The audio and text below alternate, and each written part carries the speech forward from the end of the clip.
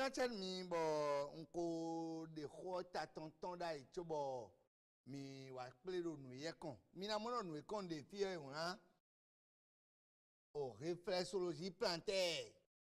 e we wan fi we so nu yon kun chebe do mo nu ye ro fi onu mo do afopapa me mi ton le se ko de planche des pieds e we mo do fi gba so me ko da afopapa ko na ji ko ne ka de kon lui oh madame Agbesi joie de vivre mi do le mi na do ko pere mi e pe ye na fo din ro mi na te ko du bo la pon bo du bo na so ni ma do ta gba mi a lo pare ye ka de mi de mi no saro joie de vivre mi ken de ru mi e on do gbe nu me ro mi pon e kan e ho lo me on bi do nu gbo e mi o dun le mi o ben le du kaka bo ko yo wa vivre nu no ganji we yan mi na gbeji agbaza me ko bo klo nu kwiji le ton bo de we mi na du gbon do pe me bi na bi odiyan mi do na tun do e mo do pe wa ina mo do je de gbedudu si we nu we bo e we nu e no dazon me de we nu e no be nu vivi le du do taji ono vi che ise no le e onda e o mi de no nu ahan sisi ya be no be su kleri onu ganji e o nne do klingo do e no du ganji be no ado azon me azo e no do me le o do taji ton mi na se do posi an pa we e we nya do vivi si an son do egbe azon ene o supo do to o me ba mo me de buti yon je suis diabétique a mo me de buti je suis diabétique bon we no nyana do azon ene me o nu enu a hen gbelele enu a supo do do diabète ana mo do su claim ton e supo do ho me e ya ga hu de do na no mo e do mo yin ne ene well ayin a pon nu ene o e no go si 1,0,70 kaka mo 1,7 2, ouais a kuda son ene jewe ni ba zo ene o alopa we die de type 1 bo de type 2 bo type 1 mo do je de pancréas ya son sécréter insuline on de bois ba insuline do wa jen ko no di no ene on pancréas to ele so na sécréter normalement ele de type 2 o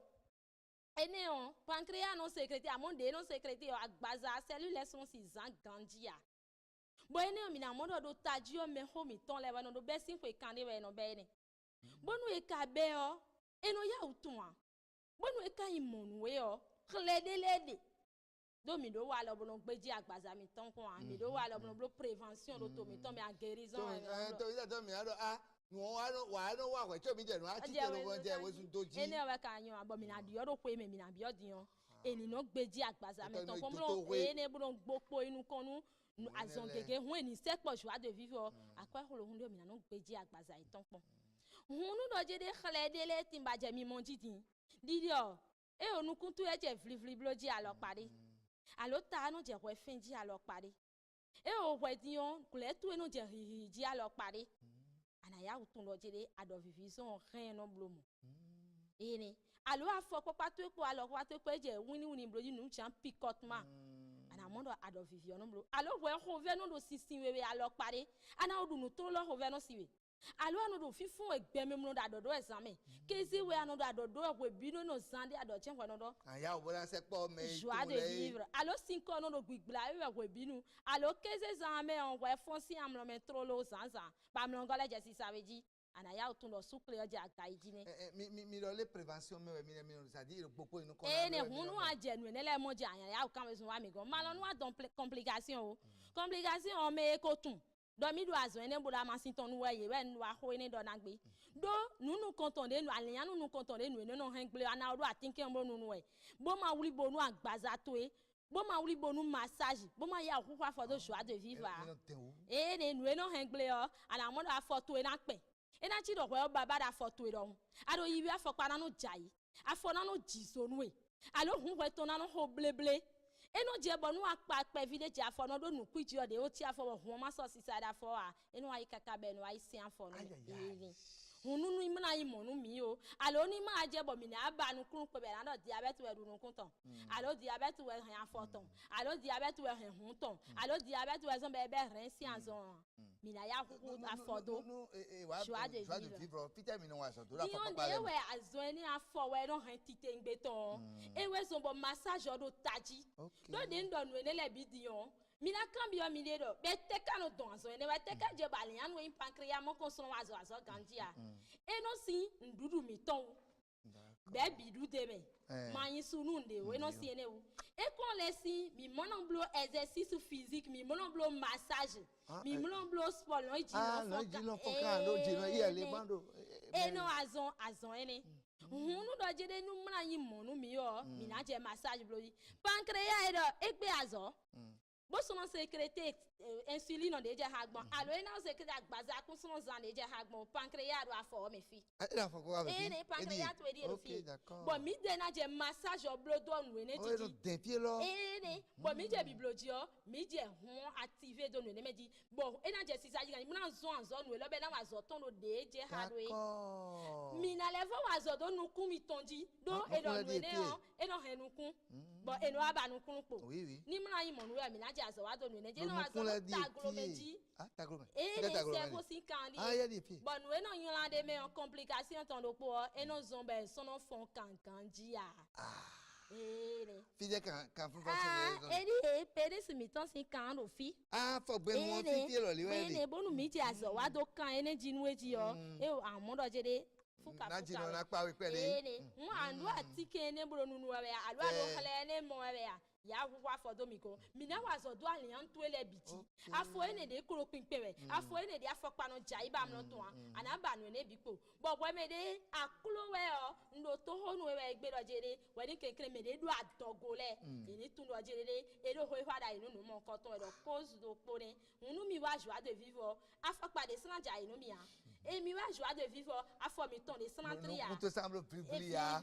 ana no le fo kan ganji mi na wa zo do alian le bon nous ayons des meilleurs mi ale dossier ndudu le tonwe bana tundi anadu ndi amanadu a bonano ganji da gbazato e na chenu enu mi don e bi ku yo ye de tin lo de clé ye mon coton mi na go ma clé to vito sira supoto e me che mi pon khabi. Voici pour vous un centre par excellence pour pallier à tous vos problèmes de santé et vous permet d'avoir votre passeport santé. L'ONG Joie de Vie. Adomo si wewe nous pakawi. Azokwe nazo lobo lome tunano ganji edi. Azonte jeweadi. Amlumando wea. Kabine nous tiko. Django Djan azwe lodo hémorroïde. Iwo bedi tension si azon jeweadi. Kabi remetwe no huzo. Kiste kabi fibrome no dotabanwe. Vito kwe adri do bon cadeau sapouenier. ONG Joie de Vivre. De quel mal souffrez-vous?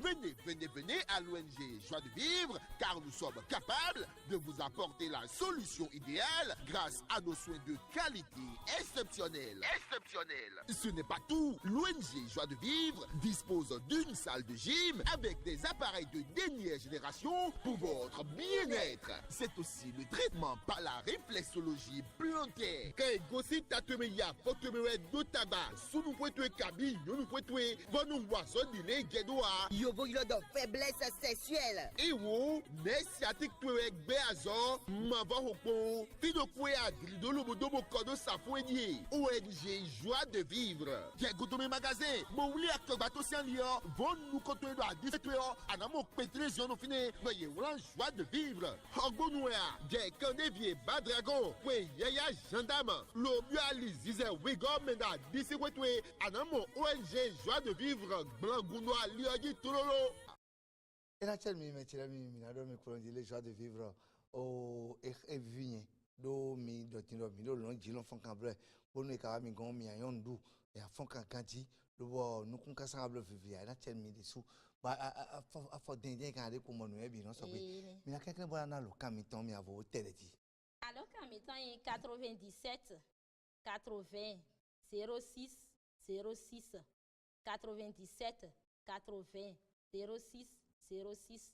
Alors, il y a 95 38 17 17 95 38 17 17. Bon, il y a un diabétologue là, donc il y a mais on va zoro il connaît cette bon minambro massage on y ben non kanti la bazam. Et tel mi hum me la no yo do mi le mi na te onu mi bran ko alo nu mi bo e kai ko toto le ko di yo mi na ya mo kongo la pato ko na ko sak pa no ko trolo bran mi ko no jele to na si za je mi na yi bona yi me asiza kan da ko po mi do ko safi mi pa mi kan to na si za ji